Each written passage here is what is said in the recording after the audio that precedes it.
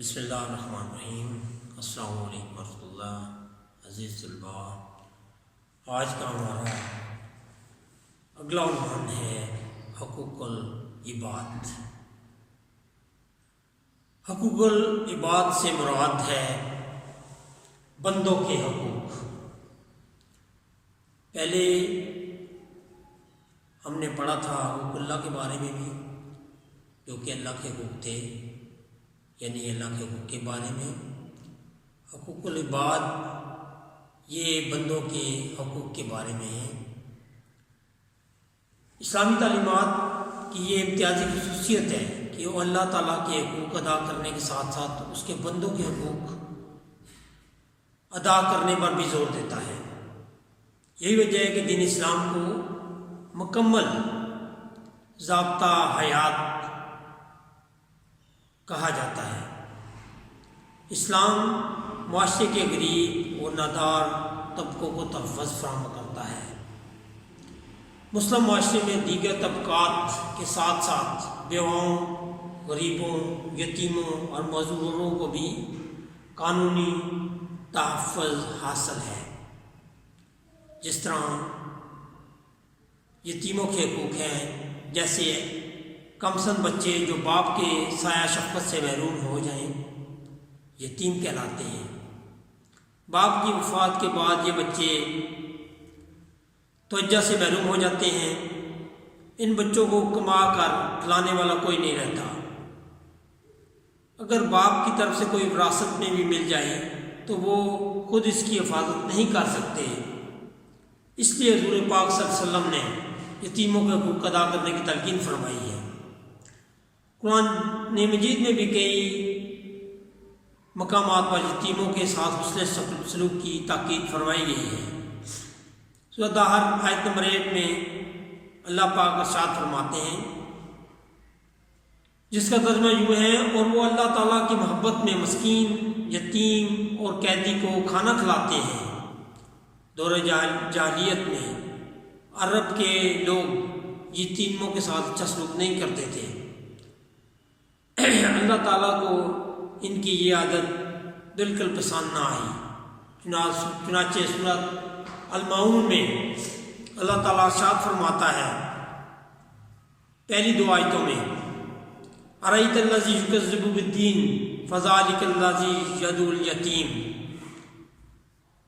کیا تم نے اس شخص کو دیکھا جو روز جزا کو جھٹلاتا ہے اور یتیم کو دھکے دیتا ہے؟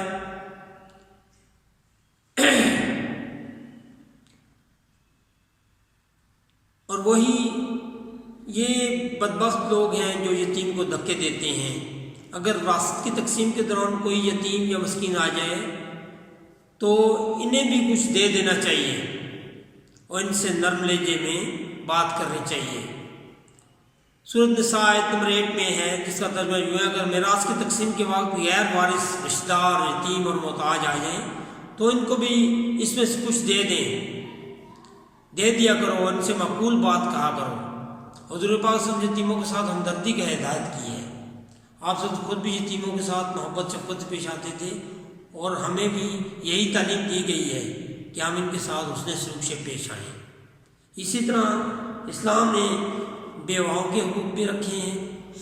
ایسی خاتون جن کا شوہر انتقال کر جائے وہ بیوہ کہلاتی ہے۔ اسلام سے قبل بیٹیاں جو پیدا ہوتی تھیں ان کو زندہ دفن کر دیا جاتا تھا۔ اسی طرح خواتین کے ساتھ بھی بہت برا سلوک کیا جاتا تھا، بالخصوص جن کے شوہر فوت ہو جاتے ہیں انہیں وراثت کے طور پر تقسیم کر دیا جاتا۔ دنیا کے بعض علاقوں میں شوہر کے ساتھ ہی جلا دیا جاتا تھا۔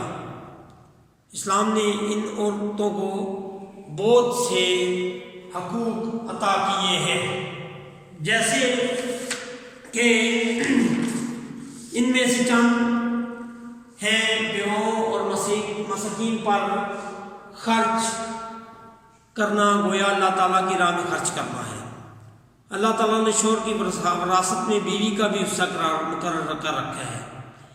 اسلام نے بیوہ خواتین کو دوسری شادی کرنے کی اجازت دی ہے۔ اسی طرح اسلام نے معذوروں کے بھی کچھ حقوق رکھے ہیں۔ اسلام تمام انسانوں کے ساتھ ہمدردی اور رحمدلی کا سبق دیتا ہے۔ اللہ تعالیٰ نے ارشاد فرمایا، خیر الناس من ینفع الناس، انسانوں میں سے بہتر وہ ہے وہ شخص جو دوسروں کو فائدہ پہنچائے۔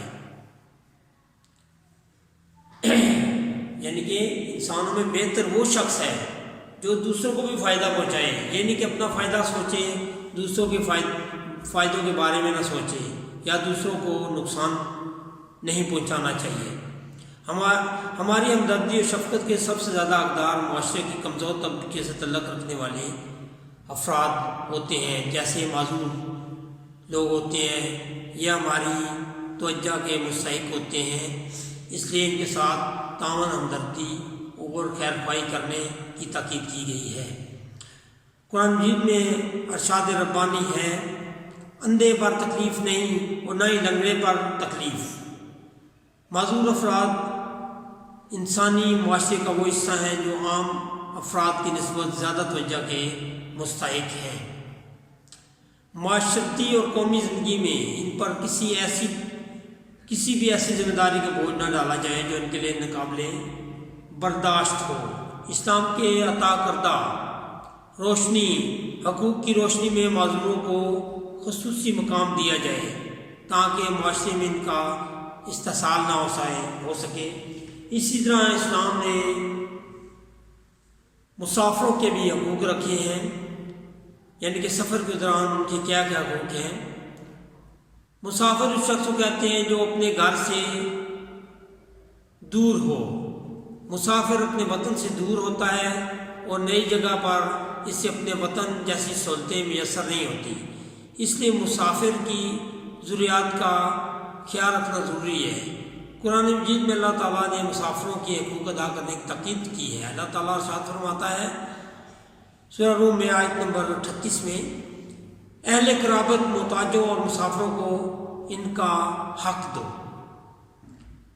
قرآن مجید نے مصارف زکوٰۃ میں سے ایک صرف مسافر بھی ہے، جو سفر میں ضرورت مند ہو تو مال زکوٰۃ سے اس کی مدد کی جا سکتی ہے۔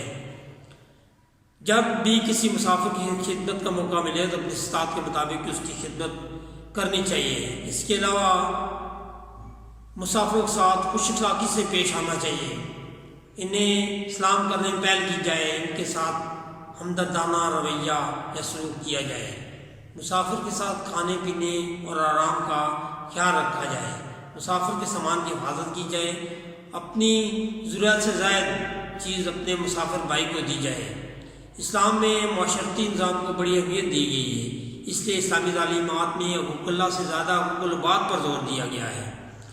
میدان حشر میں حقوق العباد کے متعلق ہی زیادہ پوچھ گچھ ہوگی۔ اس سلسلے میں معمولی سے معمولی غلطی بھی ناقابل معافی ہوگی۔